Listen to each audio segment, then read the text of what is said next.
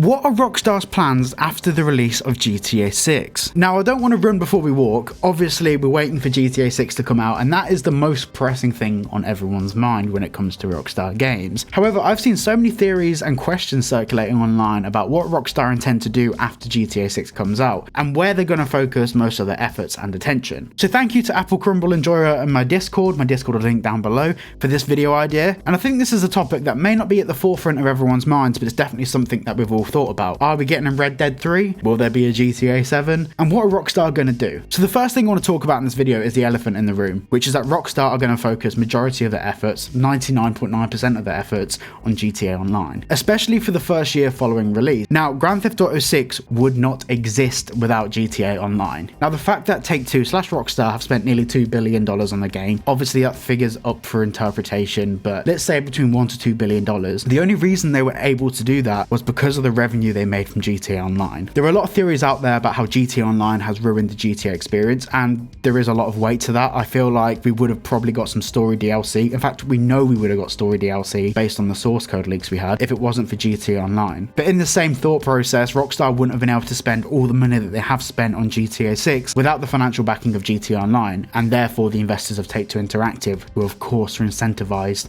to back a company that are going to make them money in the long run. So I feel like as much as I don't play GTA Online, and as much as I hate GTA Online at the moment, it also plays a very important part into what GTA 6 will become. Now, this being said, there are some very, very obvious negatives. To recover that $1 to $2 billion investment that it's going to cost to make GTA 6, of course, Rockstar are going to have to find different ways to monetize GTA 6. And the predominant way that they're going to be able to monetize the game is with GTA Online. If GTA 6 didn't have GTA Online, the game would probably cost 5 times as much. But as much as I believe that Rockstar will put a lot of attention into GTA Online and monetizing GTA Online in the best way that they can, I also feel like we will probably get story DLC for GTA 6.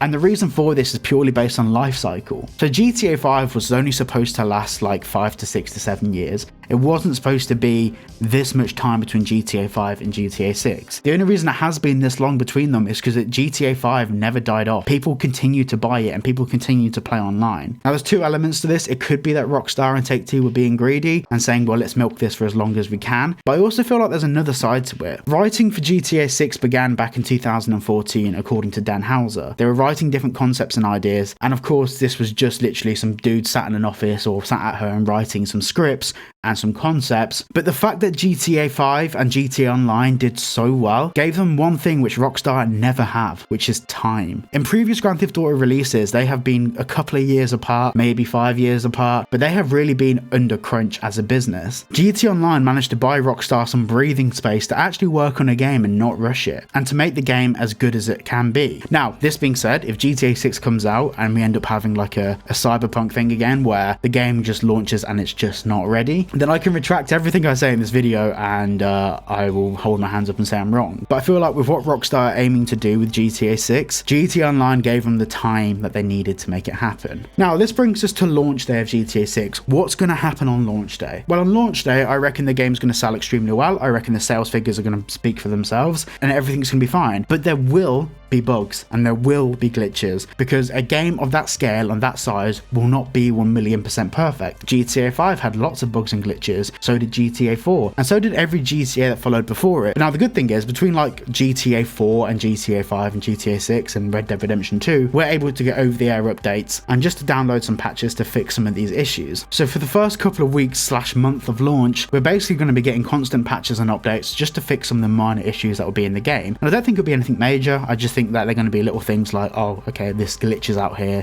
this happens there. Usual game developer stuff. Now, I'm of the opinion that when GTA 6 launches, we won't get GTA Online at the same time. Hear me out. Rockstar have always been against people's first experience with their games just being on online experience. For every previous GTA, the online component was delayed, and I'm all for this, because if GTA Online comes out, especially as a YouTuber, people are just going to come to my channel and want to see GTA Online content. Whereas for me personally, I just want to play the story for the first few weeks. I just want to get to grips with the game, understand the map, understand the characters, understand the secret locations. I don't want to get this game that I've been waiting for years and just go into doing street races. Like, that's not what I've been waiting for like, what, the past 10 years of my life, 11 years of my life, 12 years of my life when it actually comes out. So I'm all for everyone being shoved into story mode for the first couple of weeks. I'm a huge fan of that idea and concept. But this brings us on to the launch date of GTA Online. What happens then? Well, it'll be the same thing. There'll be software glitches, bugs, potentially security issues with it as well. And especially if Rockstar do stay with the peer-to-peer model for GTA Online, hopefully they don't, but that introduces loads of security risks in itself. So maybe Rockstar will have to launch some patches to fix those issues. But luckily, these issues won't affect you with today's video sponsor, private internet access. Browsing the internet online without a VPN is like leaving the door to your house unlocked. A VPN essentially changes your IP address and bounces your location to a different location to stop people from being able to access your private information. Private internet access helps you overcome restrictions and dangers of browsing online by giving you the option to change your IP address to a list of 91 countries to choose from, and 50 US states, allowing you to gain access to websites and services that may only be available in certain locations. This is also extremely useful for gamers. For example, if you're based in one state in the US, you can change your location to a nearby or neighbouring state and receive really fast internet speed with low latency, which makes your gaming experience that much faster and better. Private internet access is available on all platforms, from iPhones to Androids to Windows, Mac, Linux. It's available on everything. You can also use one private internet access subscription to protect all of your devices. So a massive thank you to Private Internet Access for sponsoring today's video. Click the link down below to get 83% off.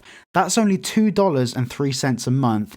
Plus you also get 4 months free. So the first couple of weeks of GTA Online being out there on the open market is basically going to be the same thing: security patches and fixing some of the existing issues in the game. But following that, what's going to happen? Well, I think for the first 2 years of GTA Online existing, the core focus for Rockstar is going to be creating online content. Now, I'm hoping they stay away from the flying cars, the Mark II oppressor and all of this stuff. I'm hoping they stay away from that, but the reality is those vehicles have generated Rockstar a lot of money through in-game transactions. So it's very likely that we're going to see them in the game. Now, hopefully Rockstar allow us to turn that off, or maybe play in lobbies where those vehicles don't exist. Hopefully that's something they consider doing for the online component of the game, but I'm not holding my breath.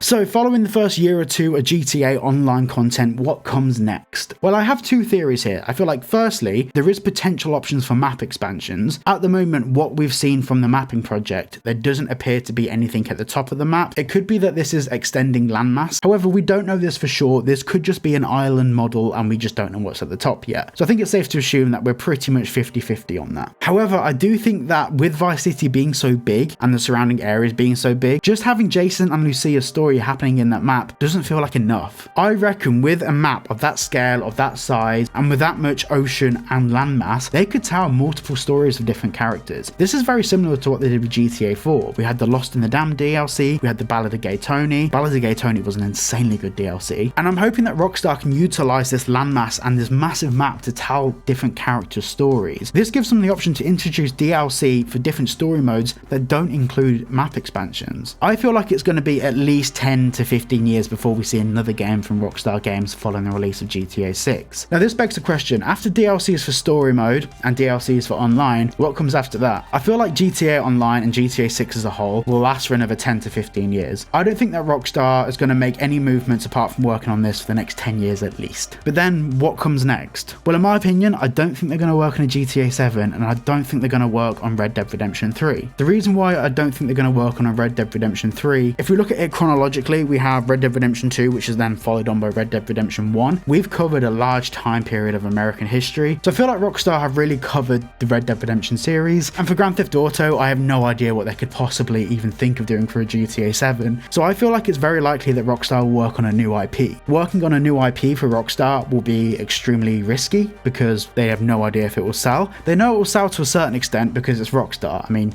if Rockstar release a new game, people buy it, period. But I don't think we're going to get another Bully game, and the reason why I don't think we're going to get another Bully game is that people look back on it with rose-tinted glasses. The only reason Bully did so well as a game is because it was new technology at the time and it was so different to anything else on the market. That's what got people hooked, and the fact it was a good story means that people actually liked it and fell in love with it. But having a game that's located within a school is not only really contentious and could cause some legal issues for Rockstar Games, especially if certain things happen open. The world has changed a lot since the first Bully game came out. Overall, the game will be held in the same regard as GTA. So when people play GTA 6, if Rockstar were then to release Bully, no matter how well they can make a game in a school, it's not going to be as good as GTA 6. And Rockstar always look to improve and push the boundaries of every release they do. So whatever game that they do next is going to be 1, focused around telling compelling stories, 2, is going to have to be bigger and better than GTA 6, which I don't know how they're going to do that, and 3, it's going to have to be monetizable online and with a story mode. So this brings me to my final conclusion. I think we're going to see a whole new piece of intellectual property from Rockstar Games after GTA 6. What that will be, I don't know.